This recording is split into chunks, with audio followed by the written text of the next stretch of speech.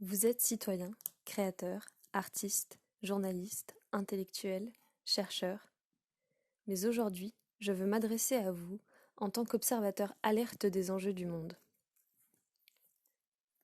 J'envoie ma bouteille à la mer aux esprits libres que vous êtes, qui ont bien compris qu'il est urgent que nous changions de paradigme pour garantir un futur viable à la planète et à ses habitants. Je ne suis qu'une anonyme, avide de comprendre notre monde et qui rêve de le voir plus apaisé, plus juste, plus joyeux. Nous vivons une crise sans précédent. En ce temps de confinement où de manière exceptionnelle une large part de l'humanité a du temps pour réfléchir à ce qui ne fonctionne pas dans la façon dont est géré le monde, il est crucial que les alternatives à notre système délétère soient connues du grand public. L'initiative dont je veux vous parler est la théorie de l'économie basée sur les ressources. C'est à mes yeux la seule solution viable pour penser un après du capitalisme dont le principe destructeur laisse mourir un enfant toutes les 5 secondes, non pas parce que le système de production ne permet pas de le nourrir ou de le soigner, mais parce que ses parents n'ont pas pu se payer de quoi le nourrir ou le soigner.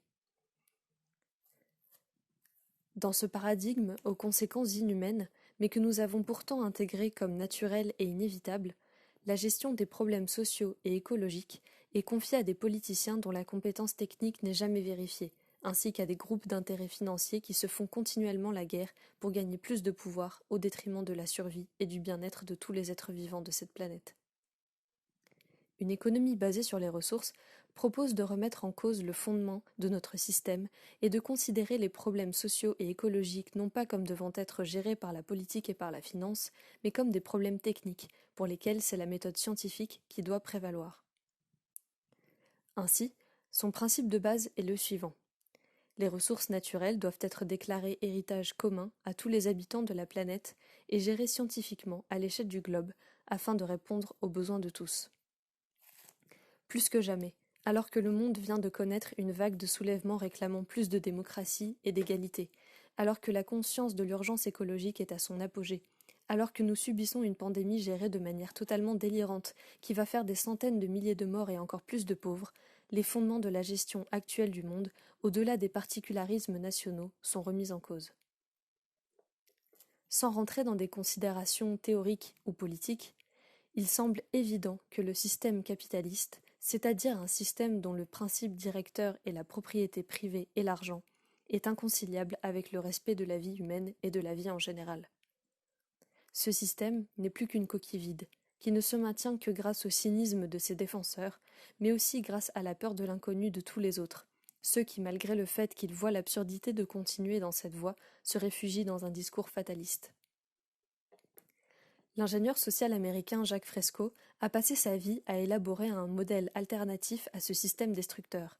Ayant basé son premier centre de recherche à Vénus en Floride, il a nommé son organisation The Venus Project. Sa théorie a été médiatisée notamment par le mouvement Zeitgeist mené par Peter Joseph, dont les documentaires ont marqué des millions de spectateurs. Pour avoir plus d'informations sur l'économie basée sur les ressources, je vous recommande de visiter les sites internet de ces deux organisations. Pour avoir une bonne vision du modèle de Jacques Fresco, vous pouvez regarder le documentaire The Choice is Ours, disponible gratuitement sur YouTube en version sous-titrée. Voici un aperçu de ce qu'est une économie basée sur les ressources.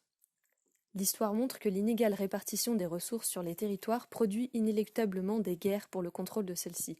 Pour endiguer ce problème, les ressources sont considérées comme appartenant à l'humanité entière et sont gérées à l'échelle supranationale. Elles sont recensées de manière exhaustive afin d'avoir une idée de notre base commune et ainsi de pouvoir les préserver. Des procédés technologiques sont conceptualisés pour les extraire de façon durable ainsi que pour produire de l'énergie à partir de sources renouvelables. Les besoins sont eux aussi quantifiés et mis à jour régulièrement grâce aux outils technologiques. Ainsi, la production est planifiée et directement liée à la demande. L'automatisation est poussée à son maximum afin de libérer les humains des tâches pénibles et répétitives et aussi parce que les machines sont plus efficaces que les humains dans la plupart des domaines où elles sont utilisées. En conséquence, l'argent devient obsolète. Ce sont les machines qui produisent et elles n'ont pas besoin d'être payées. Ainsi, les biens et les services sont accessibles à tous gratuitement et sans condition. La plupart des biens sont partagés sur le même principe que les bibliothèques. Quelle utilité d'avoir chacun une voiture quand on la laisse au garage les 3 quarts du temps? Du fait de la disparition de l'argent, plusieurs domaines d'activité humaine n'ont plus lieu d'exister. Assurance, marché financier, banque, publicité. De la même manière, un grand nombre d'inégalités, de crimes ou de délits, ou encore de catastrophes écologiques n'ont plus lieu d'exister non plus.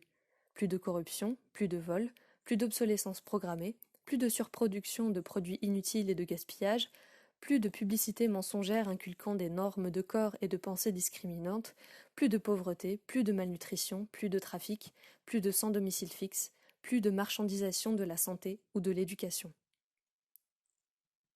Le temps des humains, débarrassés des tâches répétitives et de la pression liée au fait de devoir gagner de l'argent pour subvenir aux besoins de sa famille, est dédié à l'étude, à la distraction, à la création et à l'amélioration des systèmes nécessaires à la vie en communauté. Si ce premier aperçu a réussi à attiser votre curiosité, je vous invite à visionner le documentaire The Choice is Ours. Il est impossible de vous exposer dans son intégralité ce que contient le projet de société que constitue une économie basée sur les ressources. C'est pour cela que je vous implore de prendre le temps de regarder ce documentaire afin de vous faire une idée précise de ce qui est proposé avant de vous faire un avis dessus.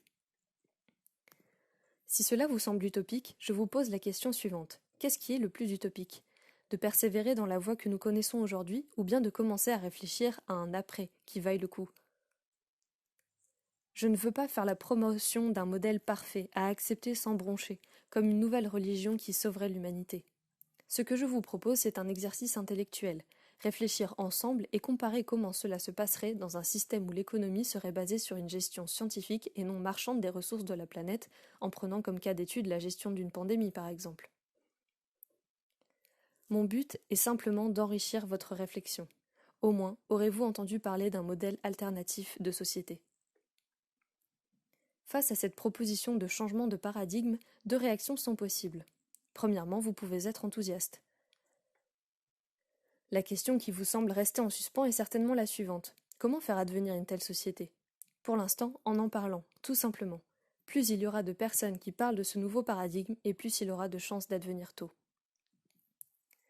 Cela peut paraître décourageant de visualiser un futur que vous considérez probablement comme très lointain, vu les changements colossaux qu'il implique. Vous vous direz peut-être qu'il est plus efficace de se battre pour améliorer tel ou tel point pour lequel vous vous êtes passionné. La justice sociale, le droit des femmes, l'écologie, la lutte contre les discriminations raciales, contre la corruption. Toutes ces batailles sont admirables. Cependant, si à aucun moment ne se fait entendre une parole qui ne viendrait non pas écraser les autres, mais s'y ajouter en les reliant toutes, une parole qui affirmerait qu'il est possible de remplacer ce système qui produit toutes les inégalités contre lesquelles vous vous battez, alors il y a fort à parier qu'un tel projet de société aura encore plus de mal à voir le jour, car au lieu de vous attaquer à la cause, vous aurez préféré essayer de soigner uniquement les symptômes. Deuxièmement, vous pouvez être sceptique. Si vous vous êtes informé sur l'économie basée sur les ressources et que vous avez des résistances, cela ne veut pas dire pour autant que la démarche est à jeter en bloc. Aucun système ne sera parfait. Rien ne dit que le modèle proposé par Jacques Fresco soit le bon. L'important en réalité, c'est surtout de commencer à imaginer un autre modèle. Je sais, car cela a été mon cas, que la première fois que vous êtes confronté à une telle proposition de changement de société, votre esprit aura tendance à se focaliser sur la recherche de ses failles. Cela donne en effet le tournis. Comment le monde pourrait changer autant ? Il y a forcément quelque chose qui ne fonctionnera jamais. Les gens ne sont pas prêts. Si vous ne faites pas l'effort de réaiguiller votre esprit de manière à ce qu'il soit ouvert à cette possibilité, je ne peux malheureusement rien faire pour vous. Je laisserai Jacques Fresco vous répondre. Si vous pensez qu'on ne peut pas changer le monde, cela veut simplement dire que vous ne ferez pas partie de ceux qui le changeront. Pour conclure, la crise que le monde traverse aujourd'hui nécessite qu'une parole émerge. Une parole qui fait trop cruellement défaut dans le paysage des idées pour l'instant. Une parole qui ne fait pas uniquement une critique, mais une proposition pour l'avenir. C'est pour cela que je fais appel à vous aujourd'hui.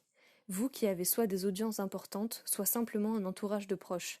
Vous qui êtes sensible à ce qui est en train de se passer, je fais appel à votre courage pour devenir les porte-voix de la réflexion qui va inévitablement s'ouvrir alors que nous entrons dans une période de transition historique. Il est crucial de partager cette proposition pour l'avenir qu'est l'économie basée sur les ressources si elle vous a convaincu, car c'est par l'information que les mentalités changent et font avancer le monde. plus nous serons nombreux à ne plus y croire, et plus le système vacillera, car il ne tient plus que par la croyance qu'on ne s'en sortirait pas sans lui. Nous n'avons plus à croire dans un système malade qui limite notre efficacité et nos rêves en tant que communauté. Nous n'avons pas besoin d'attendre le bon vouloir des élites pour faire enfin leur travail. Nous sommes fatigués d'essayer de corriger les vices du système. Nous voulons mettre notre énergie à créer le prochain. Nous avons les ressources, nous avons le savoir scientifique, nous avons les avancées technologiques. L'argent et la politique telle que nous la connaissons ne sont que des conventions sociales limitantes. Nous pouvons les laisser de côté. Elles ne nous manqueront pas. Le choix nous appartient.